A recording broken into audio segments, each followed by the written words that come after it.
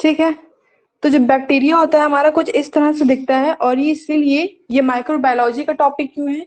ये माइक्रोबायोलॉजी का टॉपिक इसलिए है क्योंकि माइक्रोबायोलॉजी के अंदर हम अक्सर जो है एंजाइम्स के बारे में पढ़ते हैं, इसीलिए। और हम जानते हैं कि जैसे कि हमने बहुत पहले पढ़ रखा है, हम लोग इस चीज से फैमिलियर हैं कि जो माइक्रोबायोलॉजी होता है इसको हम किसी भी चीज को बनाने में, लाइक फॉर एग्जांपल अगर हम किसी योगर्ट्स को बनाते हैं, चीज को बनाते हैं, फिर आपके कर्ड को बनाते हैं, मेडिसिन्स बनाते हैं, तो इन सब में एंजाइम्स का बहुत बड़ा, एंजाइम, बैक्टीरिया, स्पोर, इन सब का जो है बहुत बड़ा रोल प्ले होता है। ठीक, बिना इन सब की जो चीजें होती हैं ये इनकम्प्लीट रहती हैं।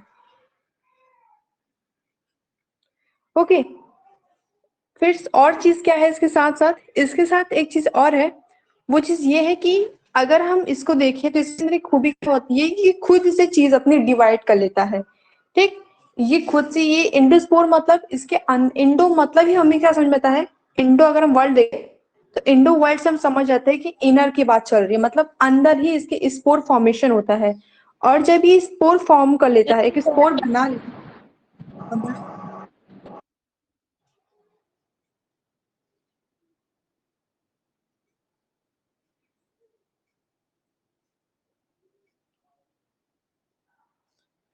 रिकॉर्डिंग हो रही है? ठीक, तो स्पोर जब ये अंदर बना लेता है तो फिर क्या होता है कि इसका जो आउटर मेम्ब्रेन है, आउटर जो लेयर है, वो क्या हो जाता है, वो ब्रेक डाउन हो जाता है। ठीक, पूरी तरह से डिटैच हो जाता है, और वो ब्रेक डाउन होने के बाद क्या होता है कि ये जो स्पोर है ये बाहर निकल आता है और एक नया चीज फॉर्म करता है, जैसे कि हम काफी चीजों में देखते हैं। फॉर एग्जाम्पल अगर हम देखें, और किस में एग्जाम्पल, हाँ, जैसे कि अगर आप देखिए तो कुछ कुछ अगर आप योगर्ट्स देखिए, जैसे चीज उस देखिए या फिर दही देखिए, तो आखिर क्यों इसमें क्यों वो हो जाता है, क्योंकि उसके अंदर जो है बैक्टीरियाज हो जाते हैं, वो बैक्टीरिया जो होते हैं वो 20 मिनट में, पर 20 मिनट में वो लगातार मल्टीप्लेट होते रहते हैं, मतलब वो लगातार डिवाइड होते रहते हैं। ठीक, फिर उसके बाद इसका जो ये डीएनए होता है, ये जो डीएनए येलो दिख रहे हैं आप, ये जो डीएनए है ये क्या करता है कि ये इनके डिवाइड में काम करता है, और ये किसी भी चीज को इंगल्फ कर लेते हैं। इंगल्फ करना मतलब किसी भी चीज को खा लेते हैं, जैसे कि हमने बहुत बार, मतलब बहुत पहले भी पढ़ा हुआ है कि जैसे ऐसे रहता है अमीबा, हमने देखा था। तो अगर कोई इसका मतलब फूड आता है तो वो क्या करता है, उस चीज को इंगल्फ कर लेता है, कुछ इस तरह से अमीबा। तो मतलब वो फूड पार्टिकल क्या हो गया, इसके अंदर आ गया। ठीक, नेक्स्ट इसके बारे में हम अब पूरा देखते हैं। तो ये क्या है, ये बैक्टीरियल जीन का है, और जो बैसिलस है इसकी फैमिली क्या है, बैक्टीरियसी फैमिली है, और जीन बैसिलस है। ये किस शेप का होता है, ये रॉड शेप का होता है। ये एरोबिक मोटाइल, मोटाइल मतलब क्या होता है, इजिली रिमूवल, मतलब कहीं भी इधर से उधर आ जा सकता है। ठीक, नॉन मोटाइल बोलता, तो नॉन मोटाइल मतलब क्या होता है, इट इज नॉट रिमूवेबल, मतलब वो इधर से उधर नहीं कर सकता, वो सिर्फ एक जगह स्टैटिक फॉर्म में रहता है। और मोटाइल मतलब इट इज रिमूवल। साथ में क्या है, ये ग्राम पॉजिटिव है, ग्राम पॉजिटिव बैक्टीरिया है। ठीक, अब आप देखो, अगर आप एग्जाम में लिखते हो या फिर एग्जाम के पर्पज से एज वेल एज अगर आपको बेसिक नॉलेज हो, तो आपको चीजें बस पता होनी चाहिए। जैसे कि अगर कोई शॉर्ट आपसे नॉलेज पूछे तो आप बता दो रॉड शेप का है। ठीक, रॉड शेप के साथ साथ एरोबिक है, एरोबिक मतलब इसको ऑक्सीजन की जरूरत होती है, एयर में रहता है। नॉन एरोबिक मतलब इट डजंट नीड ऑक्सीजन। ठीक, फिर ये ग्राम पॉजिटिव है। उसके बाद ये इंडोस्पोर फॉर्मिंग, इंडोस्पोर्मिंग बैक्टीरिया मतलब इसके अंदर ही स्पोर का फॉर्मेशन होता है। साथ में इसको देखिए कि आखिर इसकी चीजें यूज कहाँ आती हैं। तो जो बैक्टीरिया लाइकिन फॉर्म है ये किस में हम यूज करते हैं, जैसे कि कई सारे कभी कभी देखो तो काफी लोग के कान की प्रॉब्लम हो जाती है, स्किन प्रॉब्लम हो जाती है, नोज प्रॉब्लम हो जाती है, थॉट्स प्रॉब्लम हो जाती है। तो जब इन सब इन्फेक्शन हो जाता है ना, जैसे स्किन प्रॉब्लम देखो तो रैशेस हो जाते हैं। ठीक है, तो वो जो इन्फेक्शन फैल जाते हैं, तो उनकी ट्रीटमेंट के लिए जो एंटीबॉडीज होती है, उस एंटीबॉडीज में कौन सा प्रोडक्ट यूज किया जाता है, तो उसमें बैक्टीरियल फॉर्म से यूज किया जाता है। ये देखो, ये बैक्टीरियल लाइकनिस फॉर्म है। ये किस फॉर्म में होता है? तो ये कॉलोनियल फॉर्म में होता है, ठीक। इससे जैसे कि ऐसे पैचेस बने होते हैं, वेट, इससे कुछ इस तरह से ऐसे पैचेस बने होते हैं। तो एक पूरी कॉलोनी में रहता है ये, ठीक, जो बैक्टीरियल लाइकेनी फॉर्म है, और बहुत मतलब येलो, थोड़ा सा एकदम जो पेल येलो कलर होता है और व्हाइटिश कलर होता है ये। और कुछ बैक्टीरिया और देखो, तो बैक्टीरिया रेमोसोम, ये क्या होता है बैक्टीरिया रेमोसोम? ये जो है आपका ये यूजफुल प्रोडक्ट नहीं है ज्यादा, ठीक है। बैक्टीरिया सेप्टिलिस, ये भी आपके एंटीबॉडीज में यूज किया जाता है, इसके भी मतलब यूजफुल होते हैं, एक्सपर्ट्स हैं।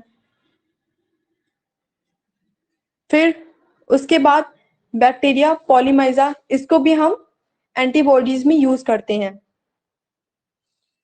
बैक्टीरिया बेविस, इसको भी हम यूज करते हैं।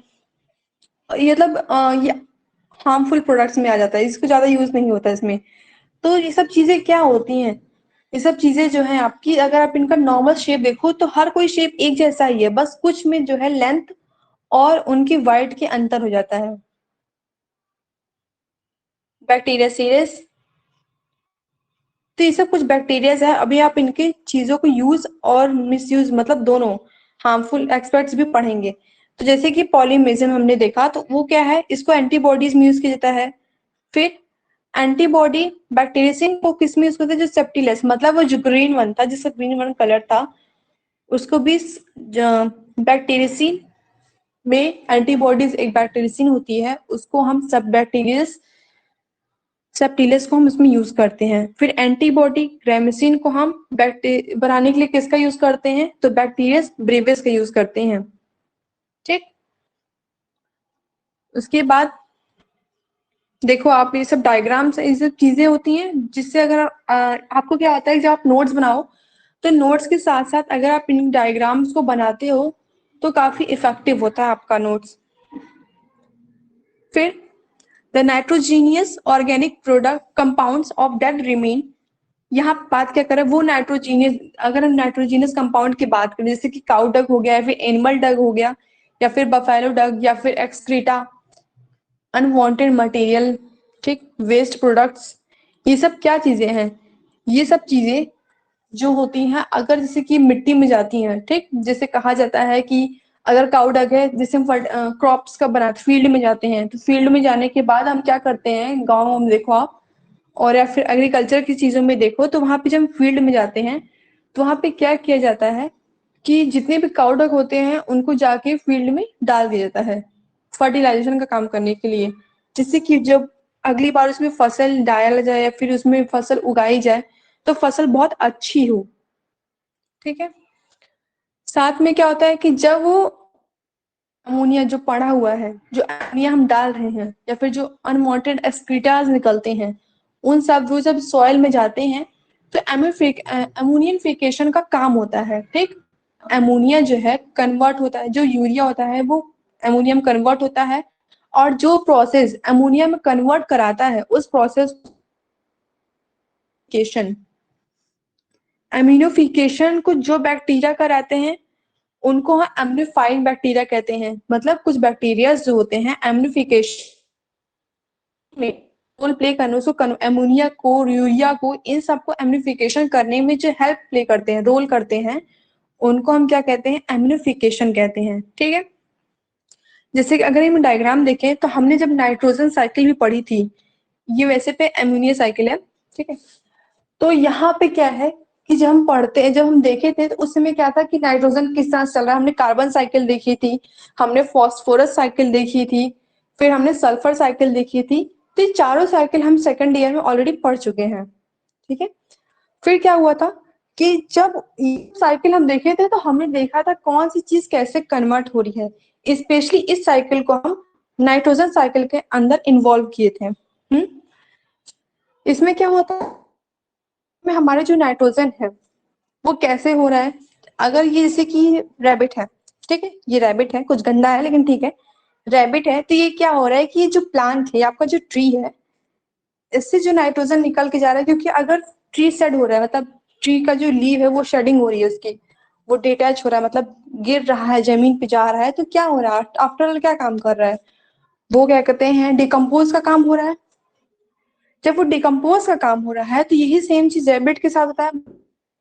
अभी ये लाइव है, ठीक है, घूम फिर रहा है, मजे कर रहा है, खा पी रहा है, और कुछ समय बाद इसकी डेथ हो जाती है रैबिट की, तो ये क्या होगा, ये मिट्टी में मिल जाएगा।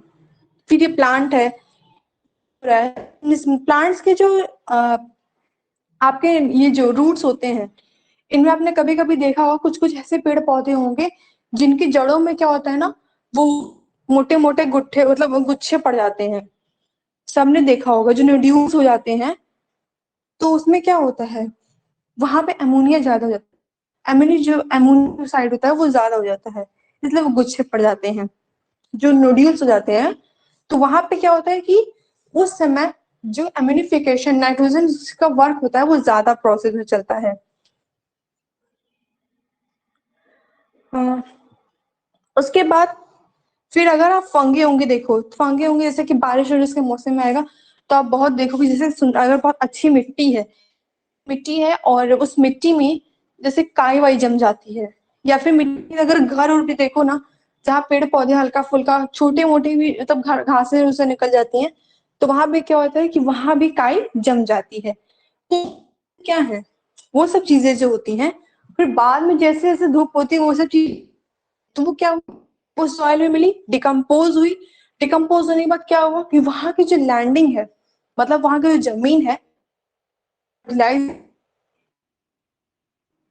इससे हमको ये भी पता चलता है फर्टिलाइज्ड है। और जब वो वहां पे जब मिल रहा है, तब क्या होगा कि अगर आपने कभी पर्सनली ऑब्जर्व करो या फिर पर्सनली एक्सपेरिमेंट करो, तो एक्सपेरिमेंट करने पे आप क्या पाओगे कि जैसे जैसे आप कहीं घर है, ठीक, आपका घर है, वहां पे आप प्लांटिंग भी करते हैं, थोड़ी बहुत जमीन बची हुई है, आप प्लांटिंग करते हैं, तो प्लांटिंग करने के बाद जमीन पे जो है, एज कंपेयर टू पॉट्स, मतलब गमले से ज्यादा अच्छा जमीन पे होता है, क्योंकि वहां पे उसको अच्छे से जमीन से सोते हैं पेड़, क्योंकि ऑलरेडी वहां पे जब टाइम के साथ साथ फर्टिलाइज होता रहता है।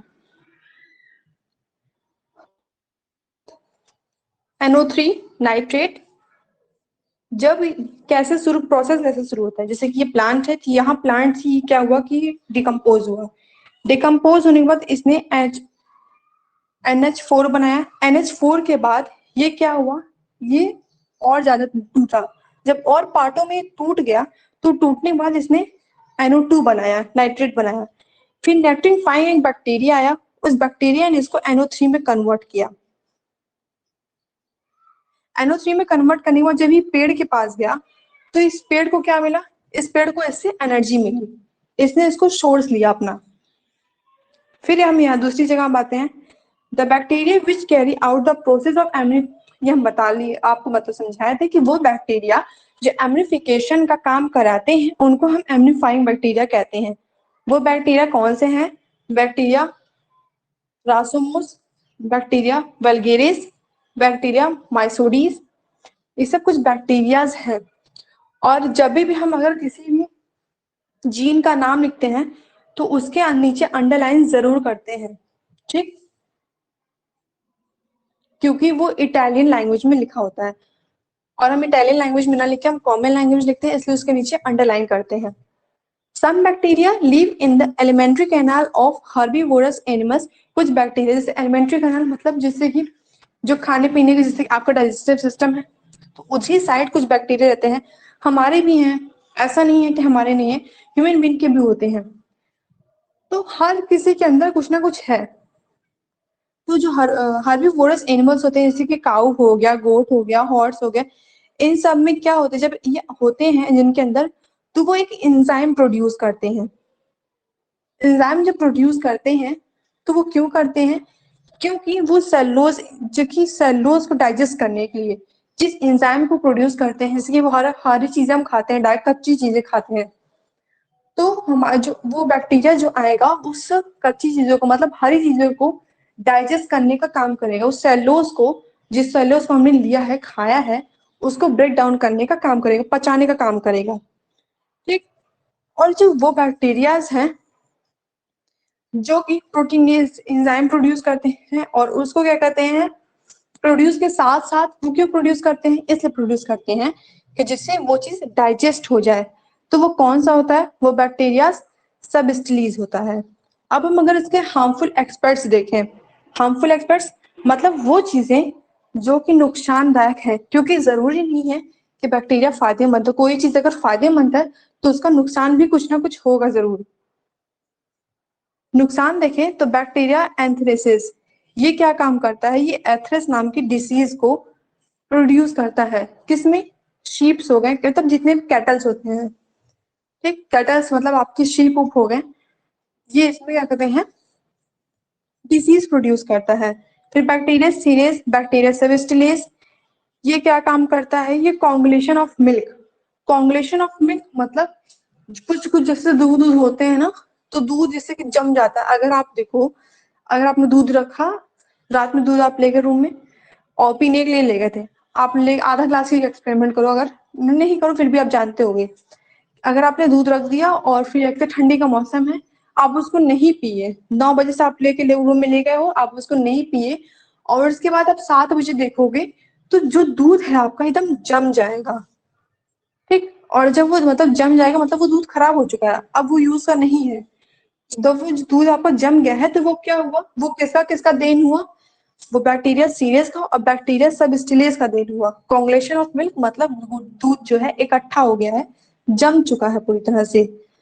फिर जो आपके खाना है वो जब स्पॉइल हो जाते हैं ना, कहते हैं ना, मतलब खाना खराब हो गया मत खाओ वरना फूड पॉइजन हो जाएगा, बासी हो गया खाना, तो ये सब वर्ड जो कॉमन वर्ड यूज किया जाता है घरों वरों में हर जगह, तो वो किसकी वजह से होता है, खाना किसकी वजह से खराब होता है, तो खाना जो है आपका बैक्टीरिया पॉलीमेजिक्स और बैक्टीरिया मैसिरस की वजह से खराब होता है। ये इसके रिस्पॉन्सिबल किसके होते हैं, ये खाना खराब करने के रिस्पॉन्सिबल होते हैं, ठीक। Is any query here?